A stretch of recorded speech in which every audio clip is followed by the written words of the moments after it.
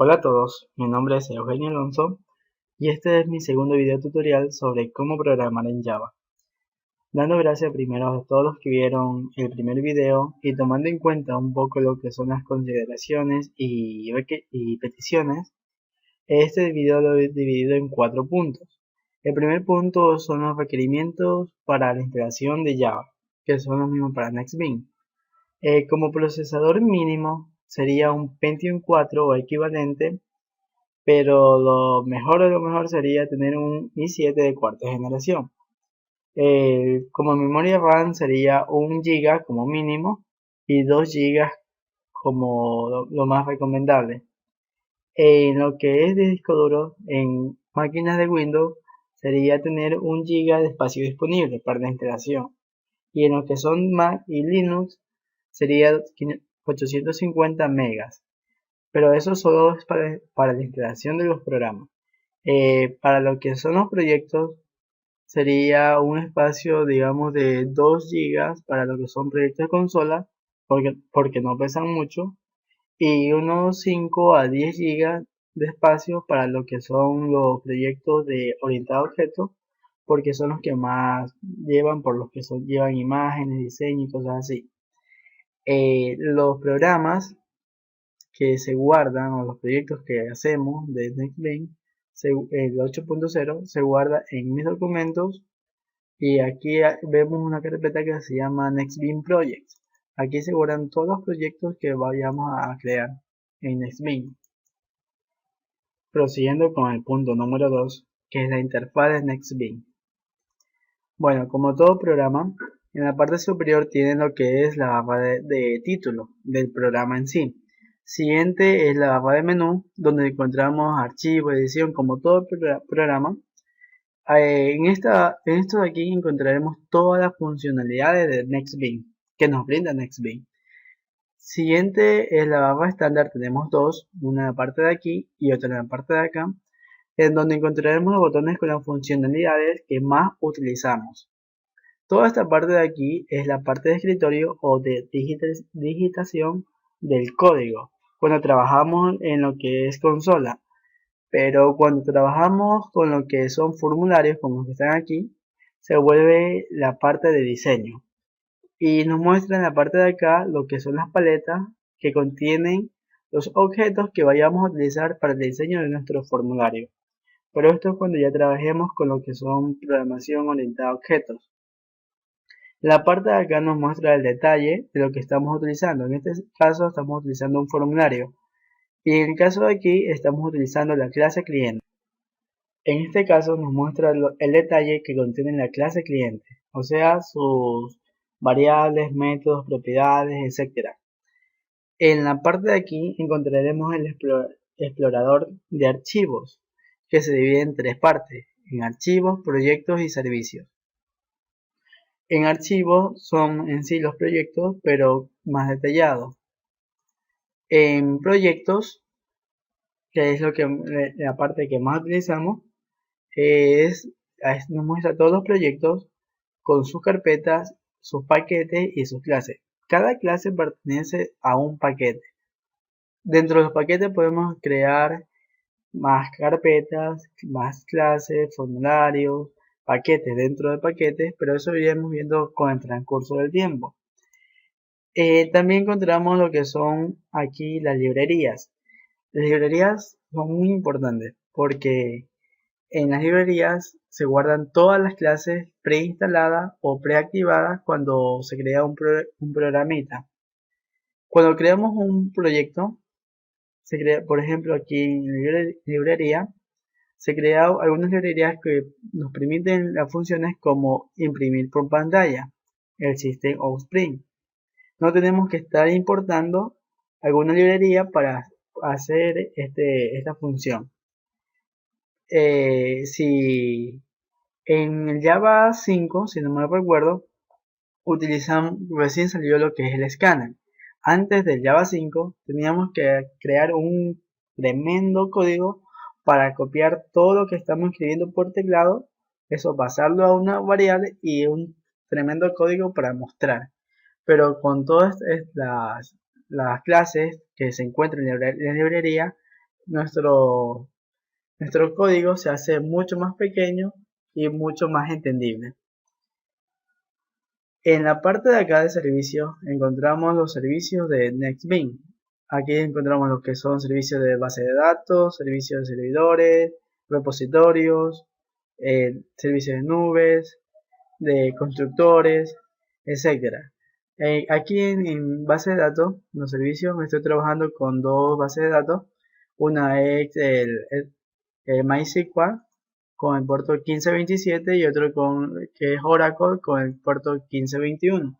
Eso también ahorita no lo veremos así en fondo hasta que lleguemos a lo que son la programación con base de datos.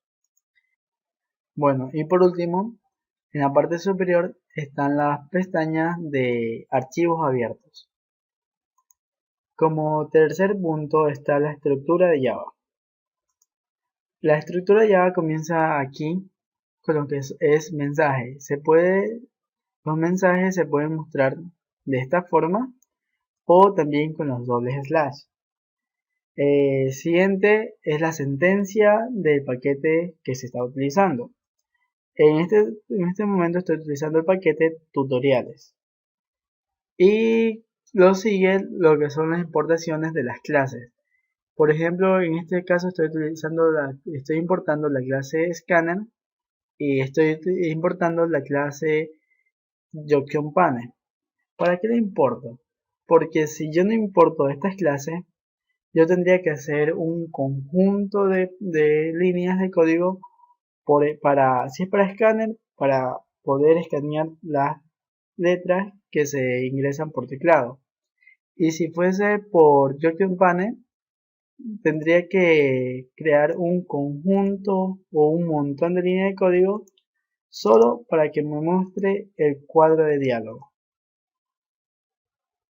Esperemos un momento. Tendré que crear un conjunto de líneas de código solo para que me muestre este cuadrito. Otro conjunto de código solo para que me muestre el botón y así sucesivamente. Pero esta clase ya me trae todos los métodos y todos los procedimientos para que me muestre directo y yo solamente con esta línea de código me evito de crear toda la línea de código que tendría que crear para mostrar el cuadro. Lo que sigue es la declaración de la clase. Puede ser pública, privada, estática, protegida, entre otras. En este caso nuestra clase es pública. Y después de esto viene la declaración de la función o método main, que es pública y estática. Es un método especial, que es el que Java reconoce para ejecutar los programas que haremos. ¿Por qué es especial? Porque Java dice, tienes un main, puedes ejecutarlo. Vamos a crear una nueva clase, pongámosle prueba. Dentro de esta clase quiero mostrar esta línea de código.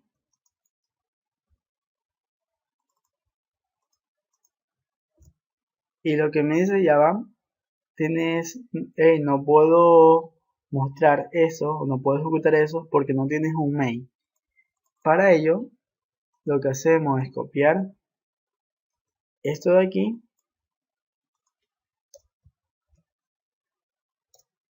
y dentro del método main o dentro de los métodos prácticamente es lo que se ejecuta la línea de código. Y ahí sí ya podemos ¿cómo se llama? Ejecutar esta línea de código. En esta línea de código también este método es void, o sea que no devuelve nada, es vacío. Y también la parte de aquí quiere decir que la función main debe recibir un argumento el cual es de tipo string y además es un vector por su corchete. Lo que son vectores, matrices, tipos de clases, métodos, lo veremos más después. Si este método no fuese vacío, por ejemplo, tuviésemos un método que sea string, digamos public string a.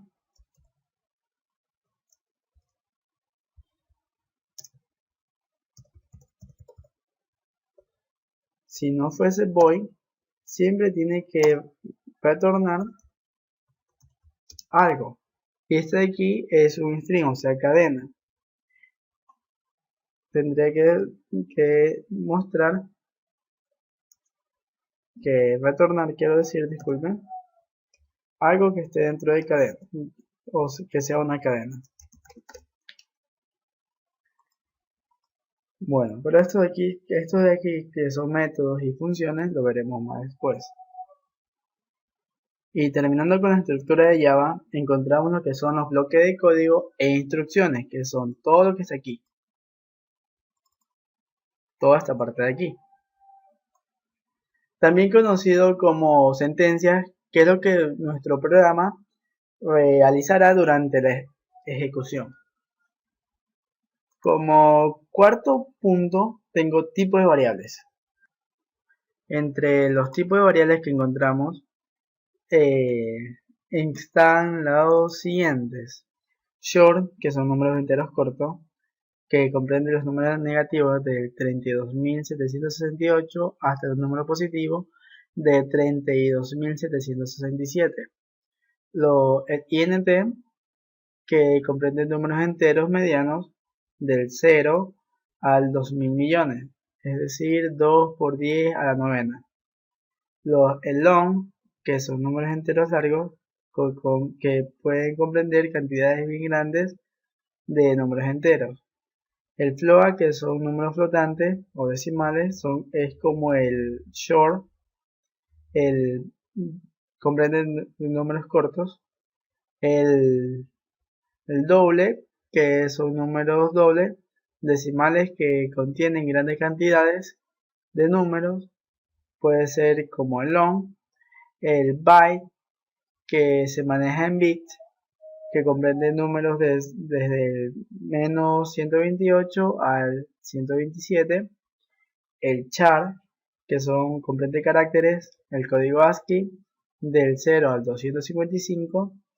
El boolean, que comprende valores booleanos, o sea, verdadero y falso, y solo comprende el true o false. Y el string, que no es una variable nativa prácticamente, pero es una de las que más se utilizan y comprende cadena de textos. Ahora haré algunos ejemplos de declaración de variables. Primero comenzaré con el short. Short, pongámosle a, y con eso terminamos la declaración de la variable. Short, tipo short. Para dar un valor sería de la siguiente manera. Solo comprende hasta números mayores de 32.767. Si yo pongo un valor mayor, me daría error, como lo vemos en este caso. Para mostrar esto de aquí, lo mostraré con system. Este truquito se hace con show y aplastamos la tecla tab. Y directamente nos muestra el código que sería el system. Colocamos la variable y nos muestra en la parte de acá de consola el valor. Ahora vamos con la siguiente variable, que es el int entero, y pongámosle b. Esta otra forma de agregar un valor a una variable sería un 9999999. Cuando aquí está aquí tenemos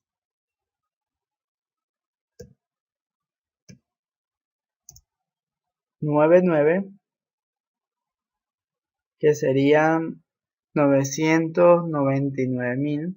No podemos poner otro porque pasaría de los 200.000 millones. Yo puedo poner aquí un 1. La parte de aquí sería y ahí sí me puede mostrar el valor. Mientras no se pase de los 200.000 millones, no pasa nada. Vemos aquí que ya podemos poner 10 números. El INT, cuando trabajamos con lo que es declaración de cédula, lo guardamos en valores INT.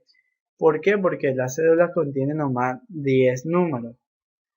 Pero si sería un root, ya sería con un string.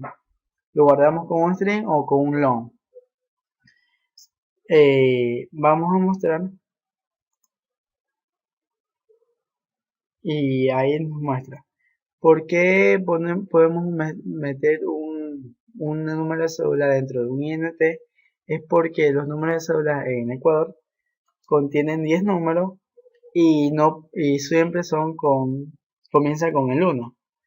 No, si comenzaría con el 2 y pasaría los 200.000. Ahí ya no podríamos utilizar un INT para lo que son los números de cédula. Vamos ahorita a mostrar un short, long. ¿Sí? En este de aquí vamos a ingresarle 408, para el ingreso en modo consola solo podemos ingresar 9 números de 9 en lo que es long.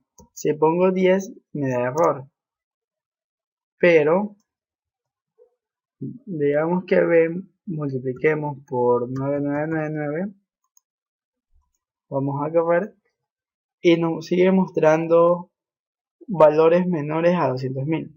Pero si yo pongo la C, ya nos muestra valores más grandes de 200.000. Ahora el float.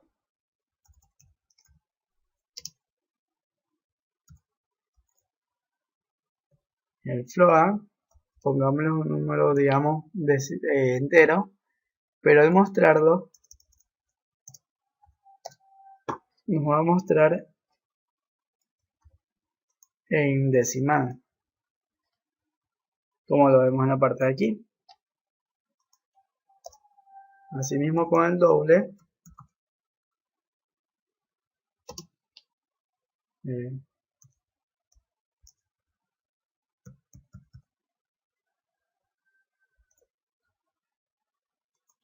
el doble es un valor bien grande, nos muestra todo, pero si yo muestro valores así bien extensos, solo me muestra los 18 primeros números como están aquí: 2, 4, 6, 8, 10, 12, 14, 16, 18 números, y el resto me los convierte en valores hexadecimales, porque el doble nos muestra solamente dígitos hasta 18. El resto, cuando lo convierte en hexadecimal, ya tendríamos que hacer una conversión de base 16 y para poder obtener el valor que en sí tendría la variable doble. Lo siguiente que vemos es bytes. Aquí, digamos, en el byte vamos a poner números. Va a ser igual a 127 a los 15. ¿Y qué es lo que nos va a mostrar la F? Nos va a mostrar el valor número 15. Pero si vemos, vamos a ingresar letras, solo podemos ingresar una letra, digamos S o F mayúscula, y nos muestra el número un número 70. ¿Por qué nos muestra ese número 70? Porque el byte nos muestra en decimal el código ASCII de esta letra. Y si comprobamos aquí en el código ASCII, la F mayúscula es el 70. Solo nos puede mostrar desde el 0 hasta el 126, que es está aquí. Ingresemos el signo de potencia, y vemos que nos muestra el valor del byte en decimal, que es en ASCII, que es 94. Todo lo contrario es el char. El char, ingresamos en número, que va a ser igual a 145.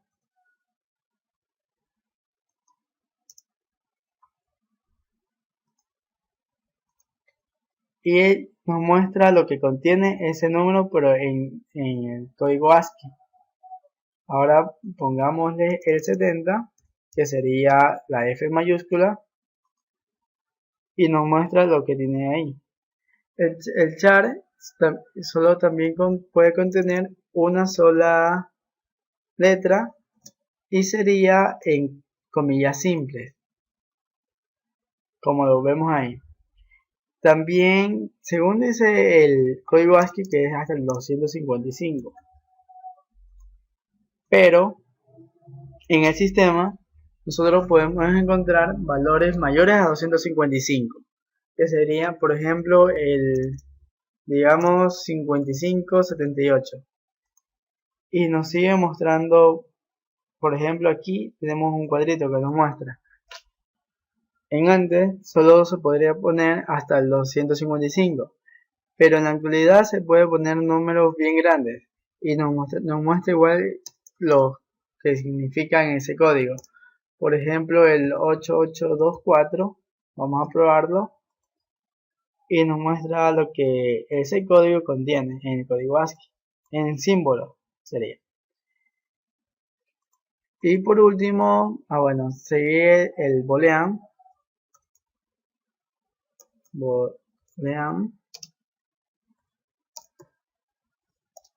El boolean solo puede contener lo que es true o false.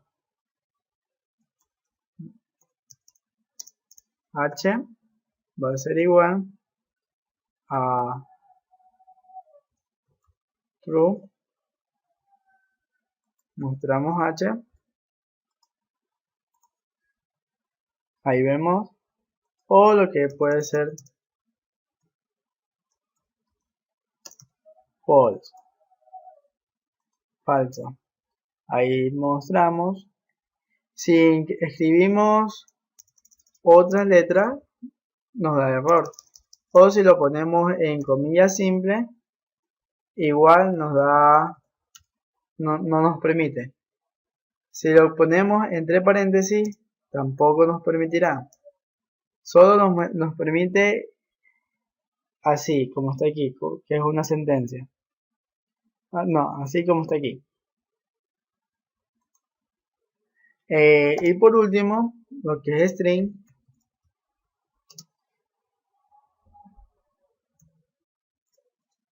El string nos muestra una cantidad o una cadena de texto. Vamos a ver, v va a ser igual. Puedes ingresar en esta cadena todo lo que desees. Números, letras, símbolos. Pero siempre dentro de las dos comillas dobles. Vamos a mostrar v. Y nos damos cuenta que todo lo que esté dentro de las comillas dobles nos lo muestra. Eso sería todo por el momento con lo que son tipos de variables. En nuestra próxima clase les mostraré algunos ejemplos con estos tipos de variables y conversiones de tipo de variables. Espero que no haya sido muy extenso y muchísimas gracias por su tiempo.